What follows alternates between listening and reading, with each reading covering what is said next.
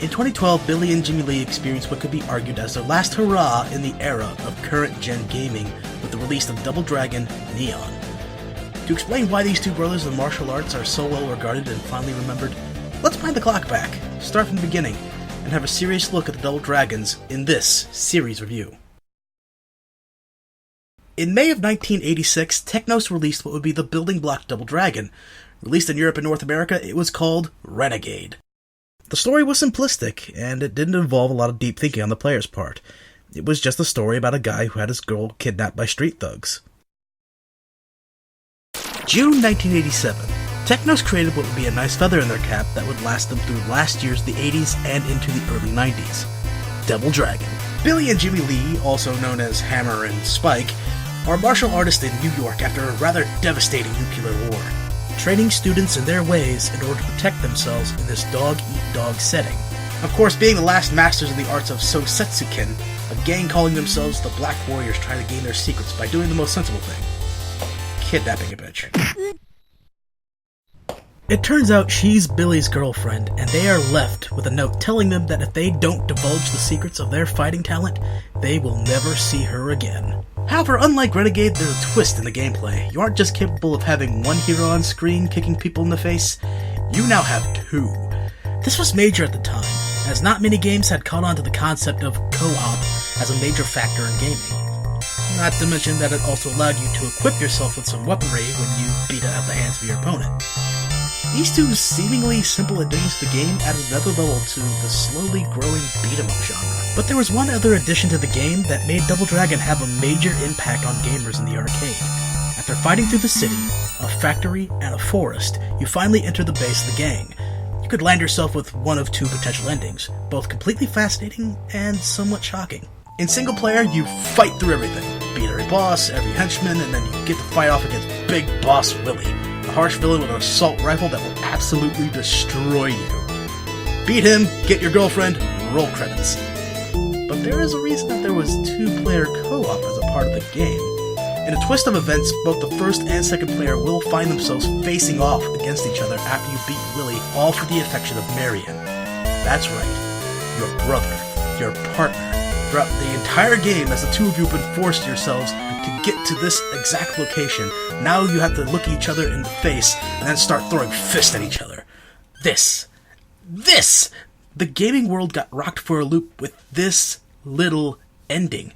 And because of it, Double Dragon was ported to many consoles. The NES, Atari 2600, the 7800, the Game Boy, Amiga, Commodore 64.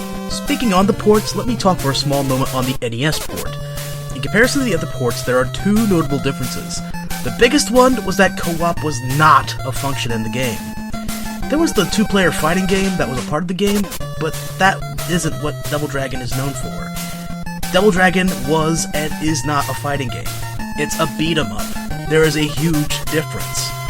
Sadly, we'll see that difference later on in the Double Dragon's history. That difference was actually really sneaky. With no way of having a two-player experience, the story had to be changed to incorporate this. There was still Billy and Jimmy Lee, but you didn't get to play as Jimmy. Why? Simple. Jimmy was the secret leader of the Black Warriors, and it's now a one-on-one fight between the brother that is out to save his girlfriend versus the jealous brother that demands her affection. I like this little change. It still hangs onto that line of surprise the arcade version had, but holds it at a different angle. It's good in my book. Having to explain why Jimmy fights alongside you against the enemy in the games afterwards may be a little confusing, but remember, this is the early days of gaming, so the story didn't need to be too detailed or hung up on the little things. You won, and that's all you needed. The other detail was that over the course of the game, you are forced to rack up as many points as you can to unlock more moves to use. This is something I'm not okay with. Certain moves that can save you in a crunch, like the back elbow or grabbing the enemy in front of you to throw him into the opposite enemy behind you to buy time, are now locked behind an arbitrary wall of hearts. If this was to purposely rack up the difficulty, then it did its job, but it feels so wrong to go from an arcade version that had all these wild moves at your disposal if you knew how to execute them, to the NES version where you are held up by a sign that says, "Need this many points to continue," and repeat the process 6 times. When Double Dragon came out for NES, Toys R Us sent out a notice saying that they were sold out for the game in the first 2 weeks on sale in the United States. While this was good, many of the other ports weren't quite as well received. Some of the PC ports were criticized for their lack of moves in comparison to the arcade, being called by Computer Gaming World a pale shadow of the original. Also, while the Sega Mega Drive had most of the game looking like its arcade counterpart, this port too was not welcomed with open arms. It was listed as number 10 on Mega, a UK Sega magazine, in the 10 worst Mega Drive games of all time. Despite the somewhat negative outlook on other platforms, Double Dragon thrived on in its arcade and NES outings, letting Technos know that they were onto something. By next year, another upgrade was coming for Double Dragon, both in story and in gameplay. June 1988, a single year since the release of the original Double Dragon, Technos came out with Double Dragon 2, The Revenge.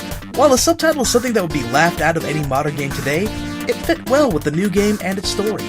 Marion is not a factor in this game, at least in a physical sense, because Willie decided that because the brothers kicked his ass once, he'd extract his own revenge by gunning down Marion. Sensibly, the Lee brothers take this chance to talk over their differences since the last game and decide to thoroughly wreck the Black Warriors a second time in their own quest to extract revenge. Kind of poetic? Yeah, you don't really get a lot of the stories or the bad guy in the game series outright killing a character of significance. Remember, Marion was a big player in the previous game. She was the goal. She was the prize. Now she's dead. So where do Billy and Jimmy fight it out this time? A heliport, a lumber storehouse, a wheat field, and then the final lair.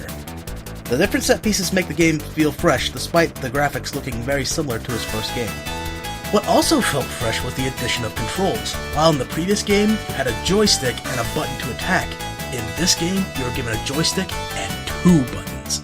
One button attacked to the right, while the other attacked to the left. This made getting surrounded a little bit easier to handle, since a guy will get in front of you while his buddy goes to move around and attack you from behind. The end of the game didn't have a twist at its end, but rather an addition of creepiness. After beating all the bosses and baddies, including Willie, the mood drastically shifts into a darker setting as a shadow clone comes out and attempts to beat you. Same thing also doesn't sugarcoat or talk down to its players. You have won the battle, but Marion will never return. I mean, when someone dies, they generally stay dead. Right? Meanwhile, in the NES, something else was brewing. Much like its arcade counterpart, it too was a vast improvement to its original. The sequel not only had a 2-player co-op mode, but also came with a difficulty setting. This made the game more like its arcade brother, but the game was completely different from it. Unlike the arcade, the game consisted of 9 levels in comparison to the arcade's 4. It also had more story-based function with each level beaten. The player was treated to a small cutscene, which was basically a wall of text with a picture here and there. In order to get the true ending to the NES version, however, you had to put yourself in the hardest difficulty and survive into the 9th stage to face off against the Shadow Master.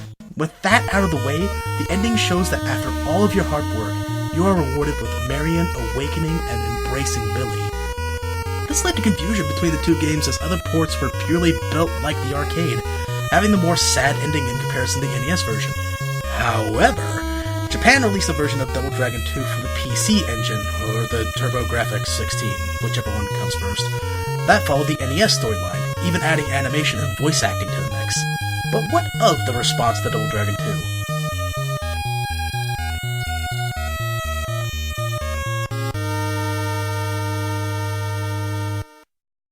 While the first game was shaky in regards for its ports, the second round was more favorable.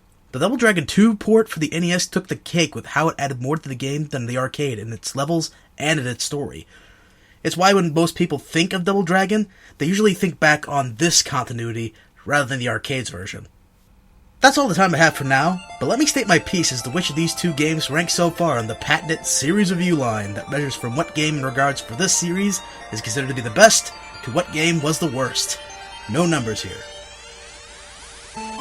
Double Dragon 2 right now is the frontrunner with its deeper and darker story, while the original Double Dragon will have to hang back for the time being. But fret not, it may not be stuck in its position for long, as we'll press on in the next video to the future sequels of the game and some of its unfortunate choices in TV and movies.